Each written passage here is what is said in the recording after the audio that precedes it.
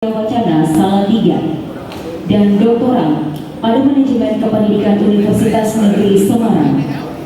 Beliau pernah mengabdi sebagai guru ASN pada SMP dan SMA selama 8 tahun di Kabupaten Maluku Tengah dan alih status dari fungsional guru ke fungsional dosen pada program studi pendidikan fisika hingga sekarang.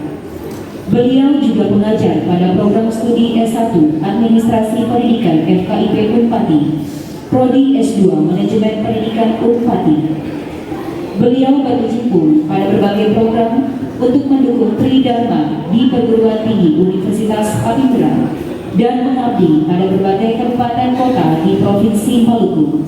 Saat ini, beliau dipercayakan Gereja Protestan Maluku sebagai Ketua Yayasan Pembinaan Pendidikan Kristen Dr. JB Sitanala periode 2020-2025. Assalamualaikum warahmatullahi wabarakatuh. Selamat pagi dan salam sejahtera bagi kita. Shalom. Om Swastiastu, Namo Buddhaya, salam kebajikan. Yang terhormat Pak Rektor Universitas Patibura yang kali ini diwakili oleh Wakil Rektor bidang kemahasiswaan dan alumni.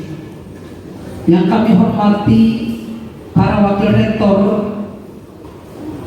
yang kami hormati Pak Dekan FKIP bersama para Dekan,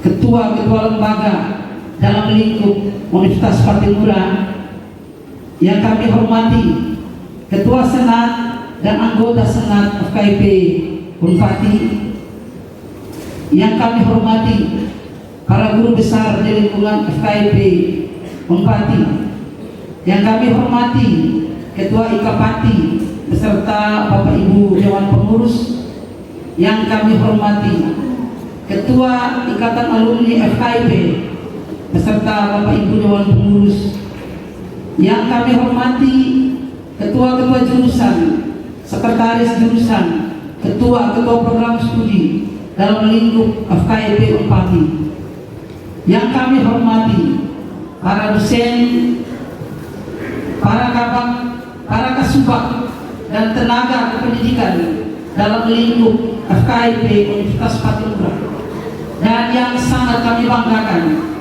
para pendahulu, para guru, para sesepuh FKIP Universitas Patibura, para mahasiswa dan hadirin yang berbahagia.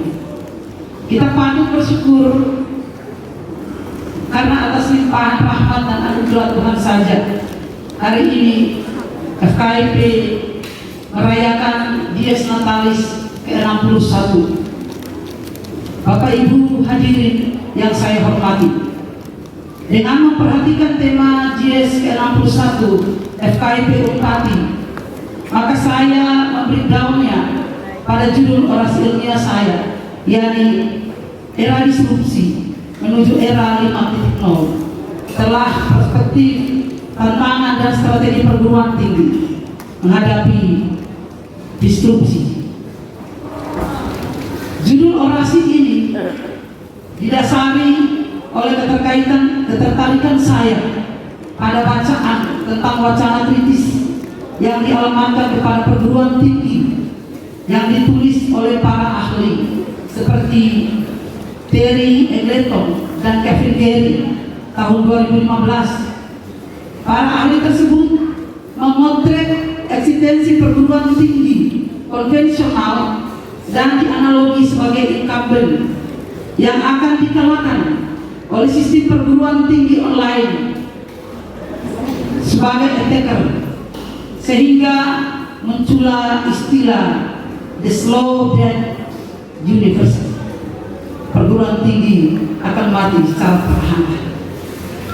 Kondisi tersebut telah melahirkan kekhawatiran sebagian insan akademis tentang keberlanjutan sistem perguruan tinggi yang telah mapan hingga kini. Kemunculan teori disrupsi merupakan fakta di balik kekhawatiran tersebut. Teori disrupsi mengilustrasi mengilustrasikan kontestasi antara incumbent perguruan tinggi konvensional dan ETKR sebagai pendatang baru atau perguruan tinggi online yang berujung pada kemenangan ETKR perguruan tinggi online dan kekalahan incumbent. Oleh karena itu, tidak mengherankan bila disrupsi dianggap sebagai momok yang menakutkan bagi incumbent yang merasa nyaman saja. Bapak Ibu hadirin yang saya hormati, orasi ini merupakan literatur review yang difokuskan pada tantangan dan strategi perguruan tinggi dalam merespon era disrupsi. Sebab kita tidak akan mungkin memahami secara baik tentang konsep masyarakat society 5.0 dan keunggulannya jika kita tidak punya cukup pengetahuan tentang era disrupsi. Maka izinkan saya untuk memaparkan orasi ini dalam dua bagian penting. Bagian pertama adalah karakteristik era disrupsi dunia perguruan tinggi. Bapak Ibu dan hadirin yang saya hormati, akhir-akhir ini media di Indonesia dihebohkan oleh wacana kritis yang dialamatkan kepada dunia perguruan tinggi, yakni the slow death of university oleh Terry dan teman-teman. Ada apa di balik kemunculan wacana tersebut? Menurut Sudaryono 2017, salah satu pemicunya adalah iklan Google dan SNU yang akan menggaji siapapun yang bisa bekerja dengannya tanpa harus memiliki ijazah apapun, termasuk ijazah dari perguruan tinggi. Senada dengan pernyataan Pak Nadiem Anwar Makarim, Menteri Pendidikan dan Kebudayaan Ristek dan Teknologi, pada pidato di Universitas Indonesia tahun 2021 silam yang sempat heboh bahwa gelar bukan jaminan kompetensi, kelulusan bukan jaminan siap kerja, akreditasi bukan jaminan mutu, dan masuk kelas bukan jaminan belajar. Saya kutip dari Silo News Maret 2021. Bapak Ibu dan hadirin yang saya hormati, sejatinya di balik wacana yang dialamatkan kepada perguruan tinggi dimaksud terdapat sebuah kata yang menjadi penyebab utama, yaitu disrupsi. Disrupsi adalah sebuah era yang lahir dari rahim kecanggihan teknologi. Kekuatan kecanggihan teknologi telah mengubah berbagai seni kehidupan, termasuk perguruan tinggi. Iya, bangunan klasik yang kokoh dan megah di berbagai universitas besar, termasuk juga di Universitas Patimura, mungkin pada saat ini terlihat permanen dan mewah. Tetapi saat ini badai perubahan sedang mengancam, yakni obatnya tantangan disrupsi.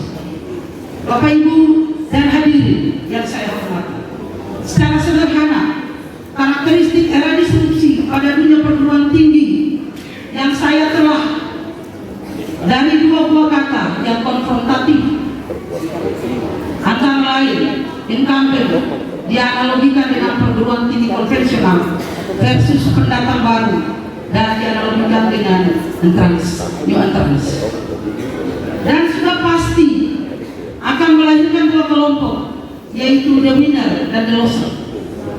Ditegaskan oleh Christoph DKK bahwa disrupsi dengan kecanggihan teknologi lebih banyak pada waktunya akan muncul sebagai pemenang, serta memaksakan incumbent terpaksa bertekuk lutut pada kompetitor yang terus melakukan attack, baik secara nyata ataupun tersembunyi. Sederet contoh bisa saya sebutkan di sini. Misalnya, betapa jayanya telepon kabel masa lalu harus takluk di tangan handphone. Betapa jayanya HP Nokia dengan filosofi connecting people puluhan tahun yang lalu harus kalah saing di tangan Android smartphone merek lain. Bahkan BlackBerry Messenger yang dulu sempat menjadi simbol HP golongan di Indonesia pun runtuh di tangan Android. Mail yang dulunya menjadi andalan di dunia kerja, kini kebanyakan nganggur di pojok-pojok kerja. Kemudian masih segar dalam ingatan kita semua. 5 tahun yang lalu kita pergi ke tempat fotokopi untuk melakukan scanning beban kerja dosen.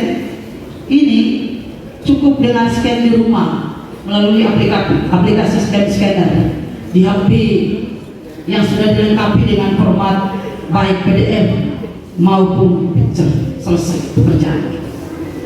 Bapak Ibu dan hadirin yang saya hormati, lalu bagaimana dengan disrupsi teknologi ketika memasuki dunia perguruan tinggi?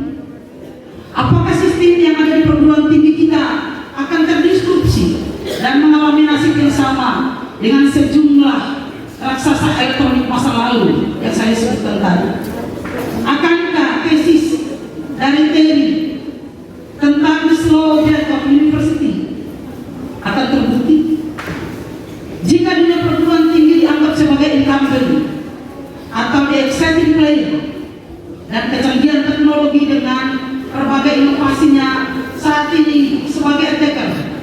Maka kemungkinan yang akan terjadi adalah yang pertama, incumbent pasti akan dikalahkan oleh kompetitor.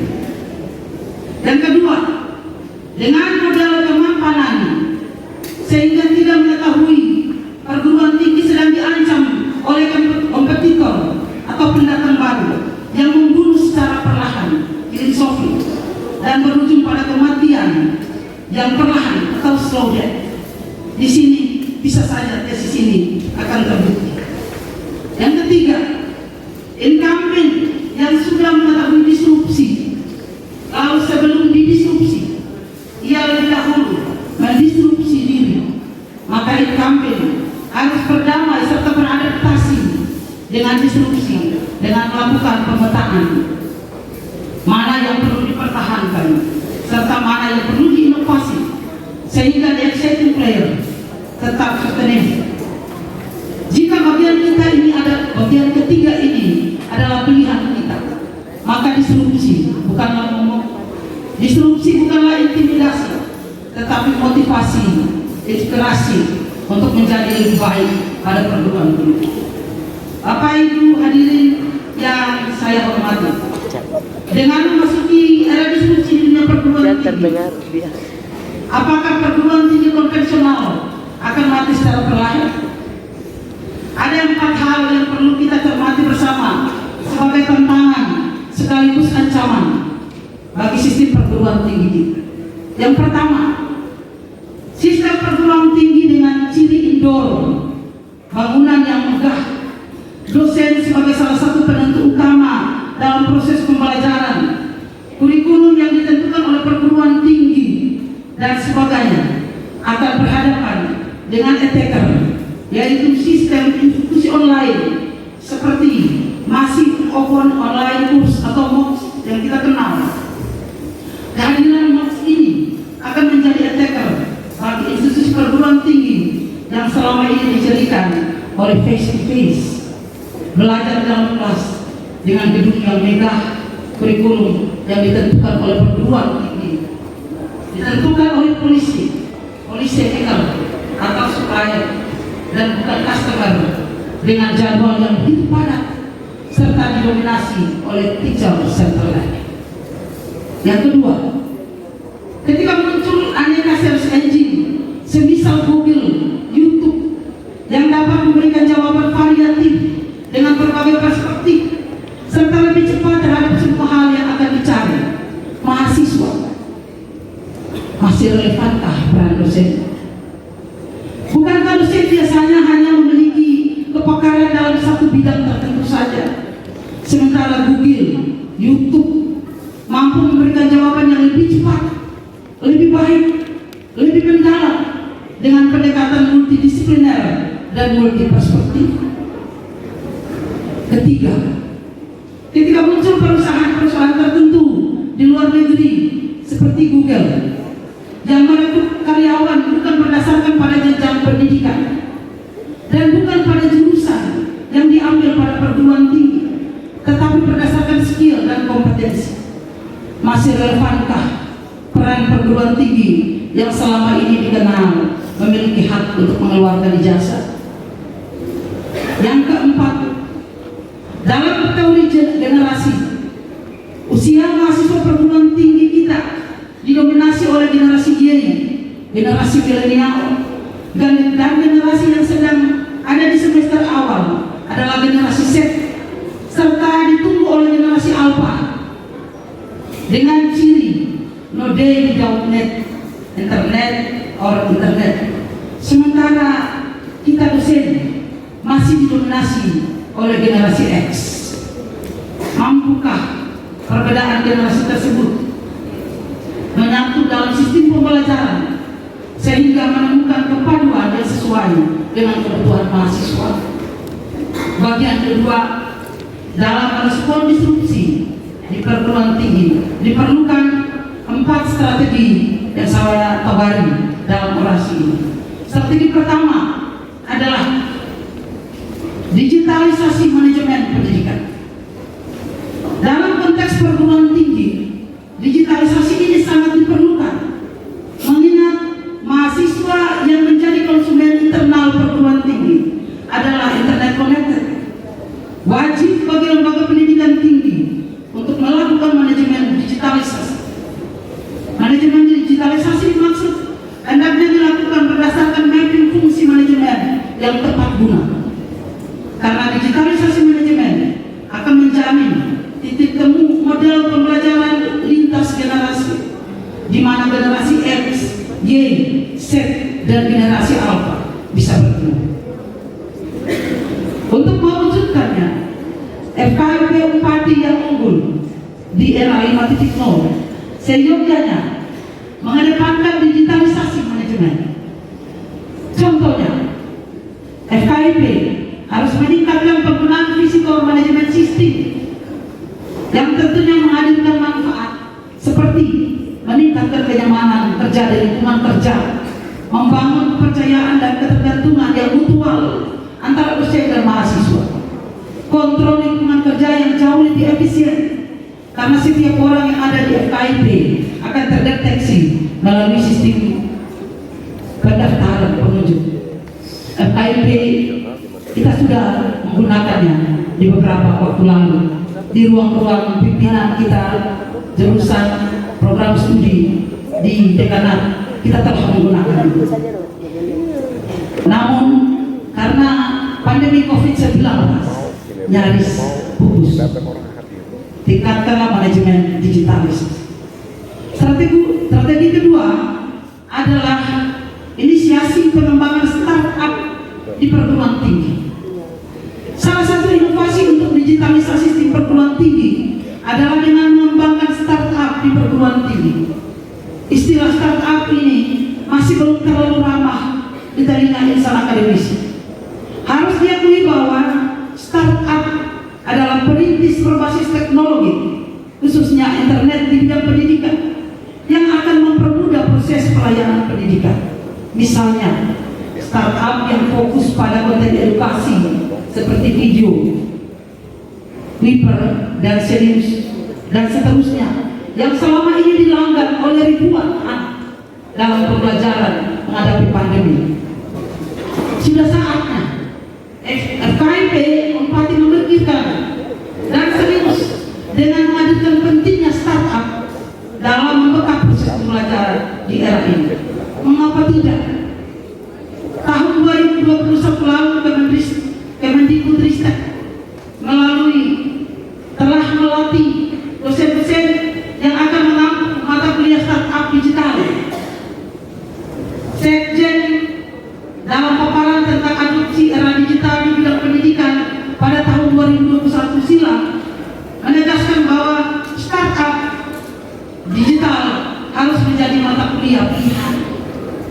Maka sudah saatnya otorisator perguruan tinggi memikirkan penyempurnaan kurikulum yang relevan dengan era digital, yakni menambahkan mata kuliah startup digital menjadi mata kuliah tambahan atau mata kuliah pilihan sehingga membekap era ini.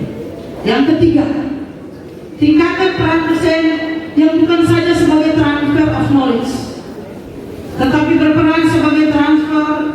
of value and behavior. Walaupun mahasiswa sering menggantikan peran dosen sebagai transfer of knowledge dengan Google, dengan YouTube, ataupun beberapa media sosial, maka peran dosen yang tak tergantikan oleh apapun adalah dosen sebagai transfer of value and behavior.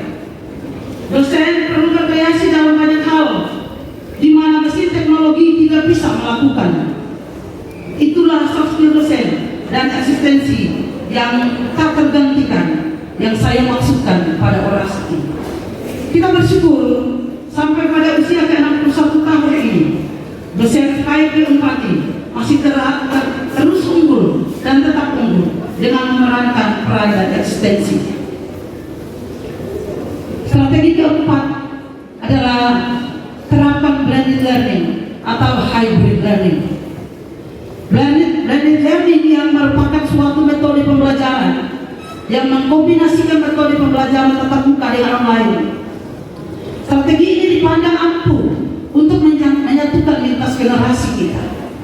Kita tidak boleh lagi menggunakan hybrid learning secara musiman. Artinya, selagi kondisi negara baik-baik saja, kita mengabaikan hybrid learning. Sudah seharusnya hybrid learning mendominasi pola pembelajaran kita di era ini. Apalagi banyak pakar kita di FKIP ini yang telah membuktikan penelitian hebat untuk blended learning jauh sebelum ada pandemi. Ibu Prof. Lawrence, mantan dekan kita, muncul dengan blended learning yang saya sangat tertarik membacakan hasil penelitian. Mari kita gunakan blended learning dan hybrid learning bukan karena pandemi. Memang tidak semua unsur dalam perguruan tinggi akan berubah karena tuntutan era 5.0, tetapi diperlukan adaptasi atau inovasi. Semoga kehadiran era disrupsi ini dapat memberikan rangsangan atau bahkan tantangan bagi perguruan tinggi untuk selalu relevan dengan perkembangan zaman di satu sisi dan tetap mempertahankan identitasnya di sisi lain. Bapak Ibu hadirin yang terhormat, lalu bagaimana caranya LPTK menyiapkan pendidik profesional era Society 5.0? Sudah saatnya LPTK menyiapkan dosen dan calon pendidik pada waktunya yang dapat menyelesaikan berbagai tantangan dan permasalahan sosial dengan memanfaatkan berbagai inovasi yang lahir di era revolusi industri untuk meningkatkan kualitas hidup. Artinya, para pendidik profesional di era Society 5.0 dapat mengembangkan konsep pengetahuan yang berpusat pada manusia dan berbasis teknologi.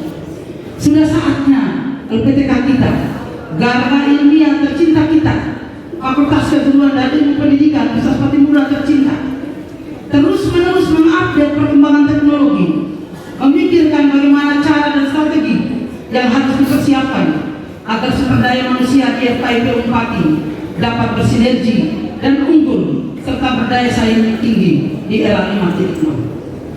FKIP Unpati dengan moto cerdas, edukasi, religius, integritas, dan amanah, menurut saya adalah akronim yang menjadi gerbang utama menghadapi disrupsi dan menghalalkan tantangan sehingga unggul memasuki era 5.0. Mengapa tidak? Berbagai mimpi FKIP ini perlahan-lahan telah terjawab dengan berbagai komitmen kerja setiap akademika. Saya pinjam kata dari sang proklamator kita, Presiden Soekarno, berpedomanlah pada harapan dan ketetapan hati. Berpedomanlah pada cita-cita. Berpedomanlah pada impian dan angan-angan. Bermimpilah setinggi langit. Jika engkau jatuh, engkau akan jatuh di antara bintang-bintang. Jika kita mempunyai keinginan yang kuat dari dalam hati, maka seluruh alam semesta akan bahu-membahu mendukungnya. Tetaplah setia, tetaplah unggul, seunggul bentangan pengetahuan yang telah dirangkai pendahulu kita sejak 60 tahun lalu, dari generasi ke generasi, dari pulau ke melalui program FKIP mengajar, FKIP meneliti, dan FKIP mengabdi. Berdharmalah dengan semangat Hotu Basic di kampus orang bersaudara. Jayalah FKIP Universitas Patimura, dirgahayu FKIP Universitas tercinta. Terima kasih, Tuhan memberkati.